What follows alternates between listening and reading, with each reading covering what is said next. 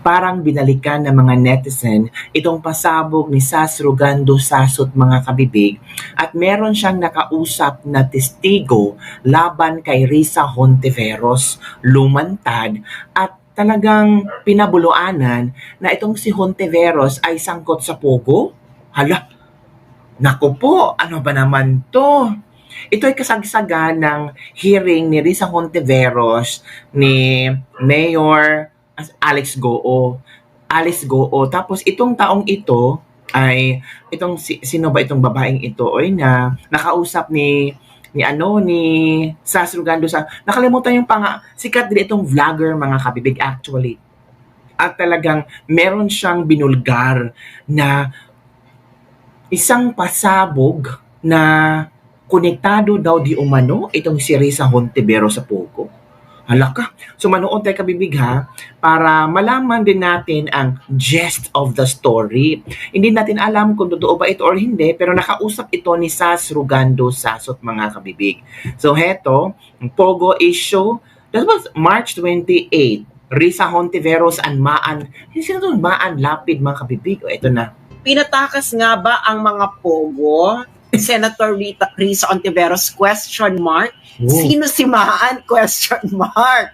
Mga galamay ni Risa Hontiveros, manood kayo. Yeah. Okay, Yumi. Si Yumi taga pala. saan ka? Ito pala si Yumi. Si Yumi ay isang vlogger. So hanapin niyo po ang kanyang YouTube account.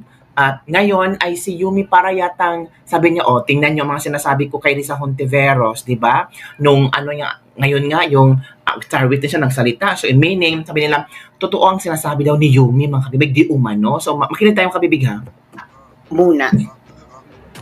Dito sa Balanga City, Bataan.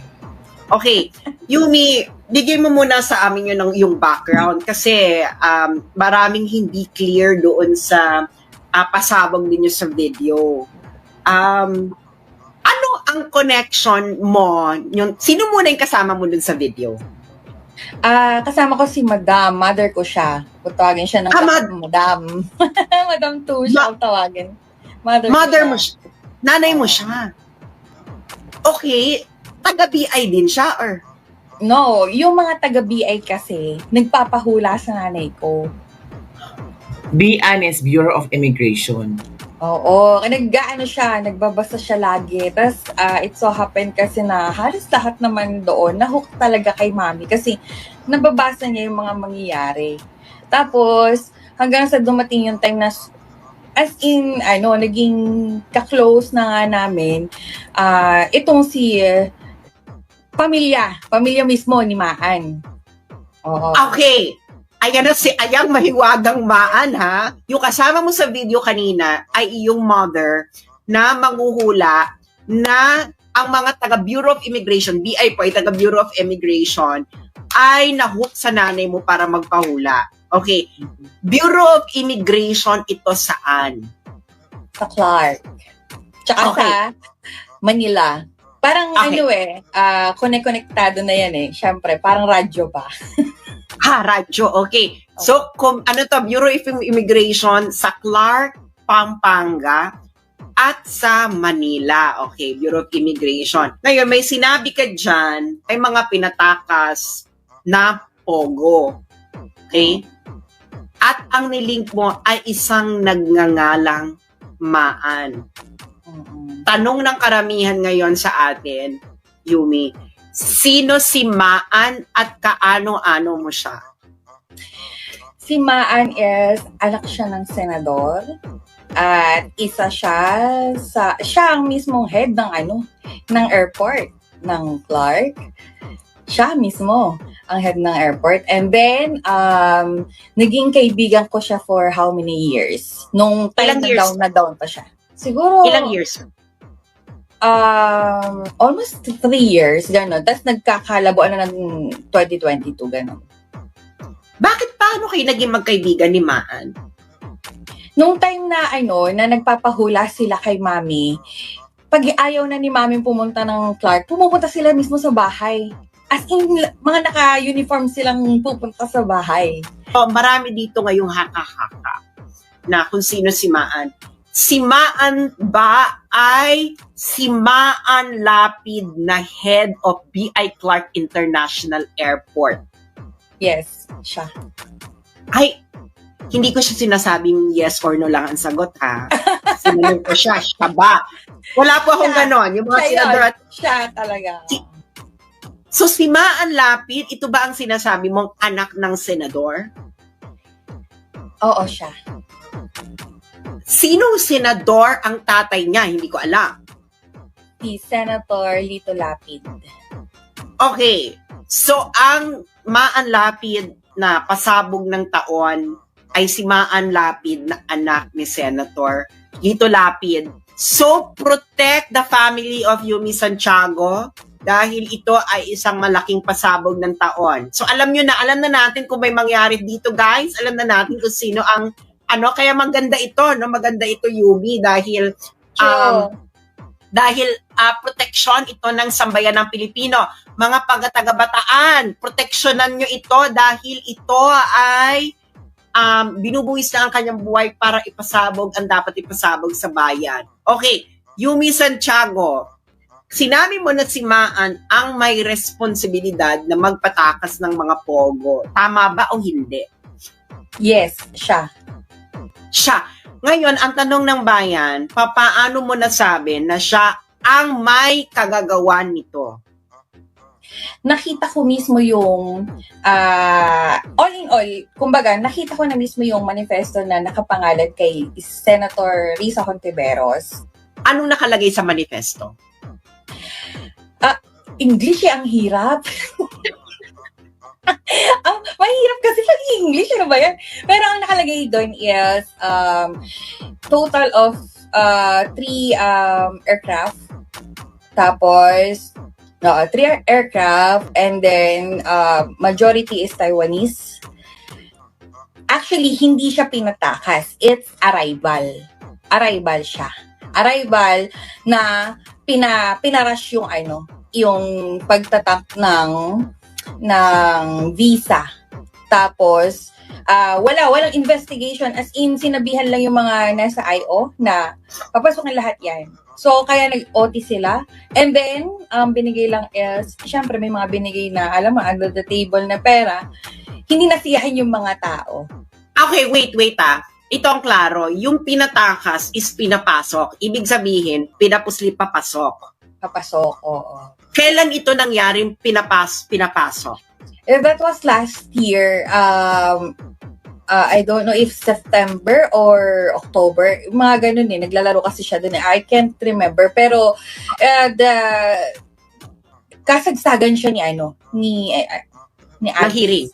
Ng hearing ni Alice Go. So, ito ay mga Taiwanese na pinapasok ng bonggang-bongga. Ilang mga aircraft ito?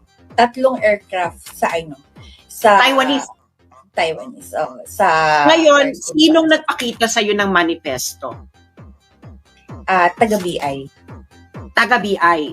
Pwede mo bang pangalanan ang taga-Bureau of Immigration na yan? Wag na. Pwede ba wag na?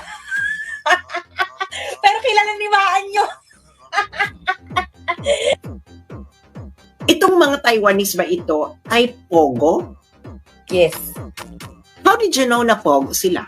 After mag-expire ng ito malaking ewan ko kung mabubuksan ulit, pero I think January din nagkaroon ng tawag dito raid ang BI with RTIA, alam ko, tsaka NBI. Expired na lahat ng ng visa nila. 200 of them were caught, tapos sa Pogo Hub. Ito yung mga Taiwanese. Taiwanese. Actually, madami na din. May Chinese, Taiwanese, halo-halo. Okay. So, pero yung sinasabi niyo sa video, ito ay mga Taiwanese na pinapasok sa Clark. At ang nagpapasok na ito, ang may responsibilidad, ay si Maan. Okay. Sabi niya si Maan. Kasi, tapos sinabi niyo, may mga nag-assist. Kasi syempre, di ba sa airport, may mga BI dyan. 'di ba? Yung mga oo. yung mga ganyan, yung mga ganito. Oo, papasok, tapos tatak, ganon. Ganon. So may mga nag-assist. May nabanggit kayo na ang mga nag-assist ay binigyan ng 20,000, 20,000 each. 20,000 pesos. Ito ba ang dahilan kung bakit may mga Grabe. nag-explode dahil 20,000 lang ang ibinigay sa kanila? Oo, to be honest, yun yung yun na talaga yun. Kung aminin man natin sa hindi kasi nasiyahan. Hindi kasi nasiyahan yung mga pinagbibigyan ng 20,000. Ang laki kasi ng natanggap na pera. Of course, oy. Di ba? This was the reality. 20K lang, 20 yung iba, baka milyones or sobrang taas ang ibinigay. Tapos yung iba, 20K lang. Di ba? Grabe, no? Lantaran pala yung under the table dyan sa sinasabi nilang lugar na iyan.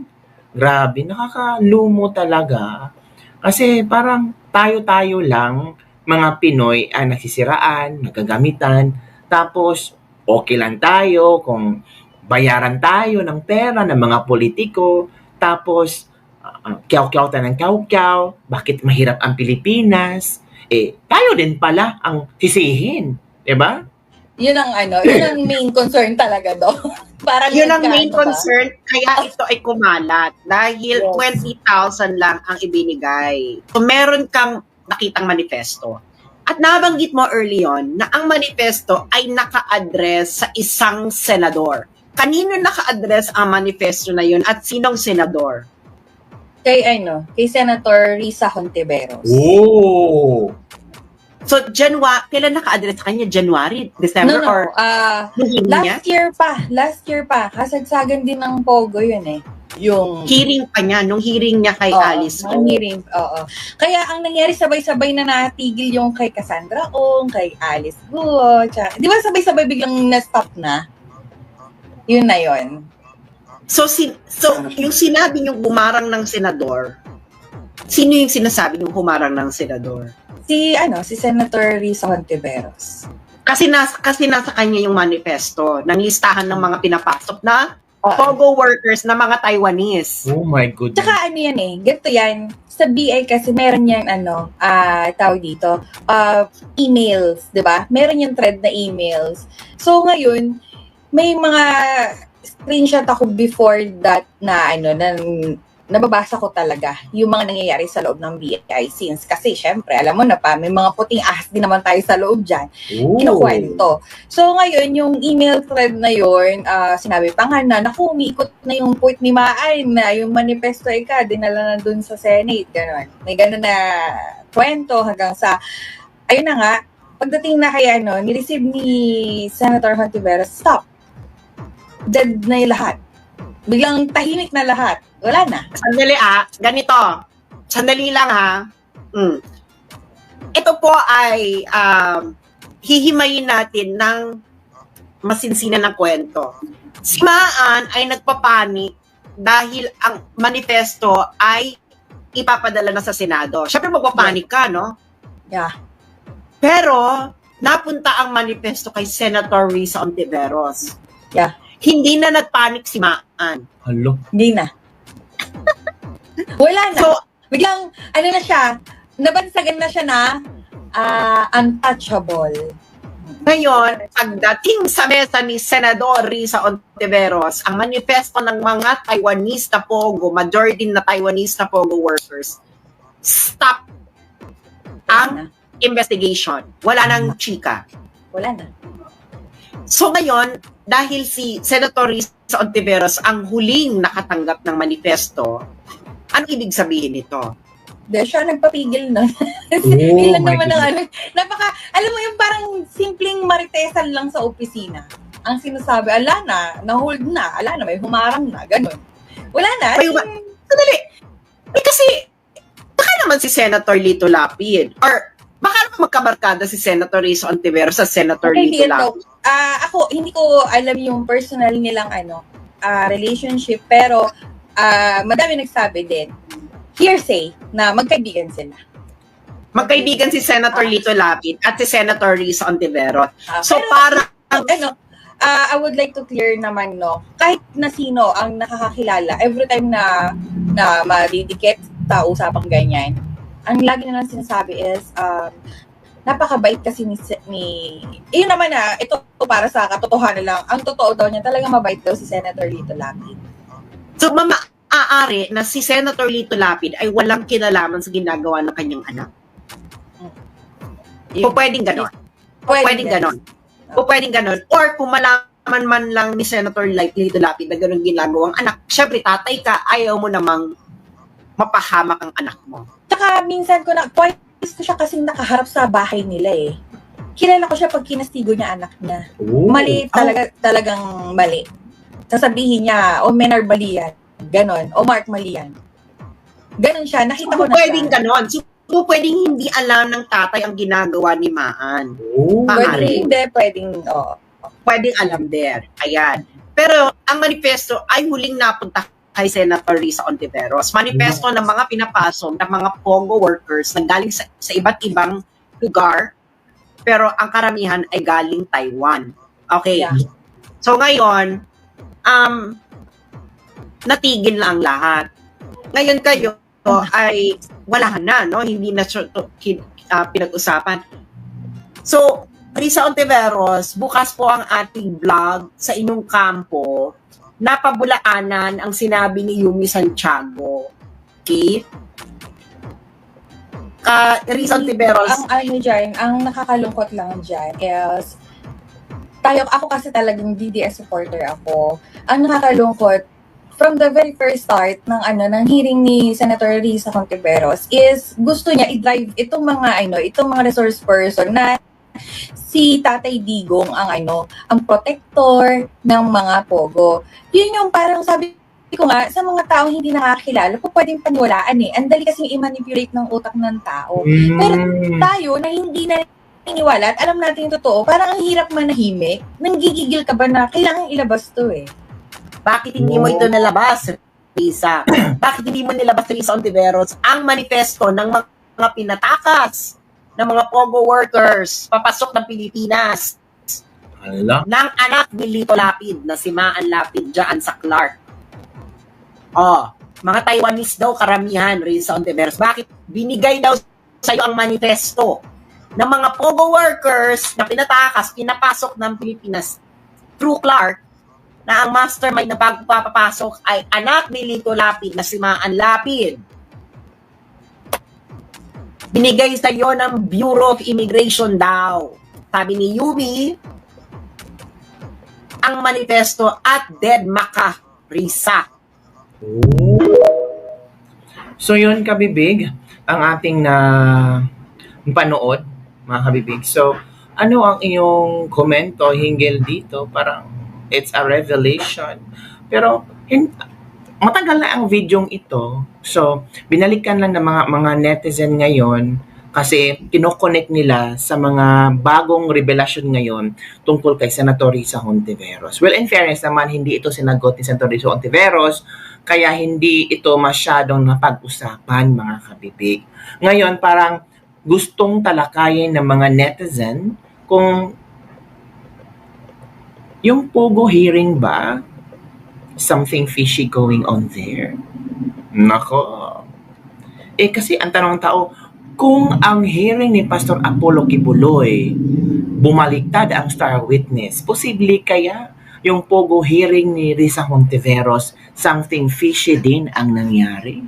Nako, mga kabibig, yun lang po ang ating latest lebak-lebak for today. Ano ang inyong opinion excuse me ha, ito ay video ni Miss Sas Rugando Sasod at inimbitahan niya si Miss Yumi Santiago. Si Miss Yumi ay nag-share ng kanyang nalalaman di umano tungkol sa mga Pogo, kung sino ang napapasok, may mga manifesto na hindi nilabas, na sangkot din daw di umano ang anak ni Senator Lito Lapid na si Maan Lapid.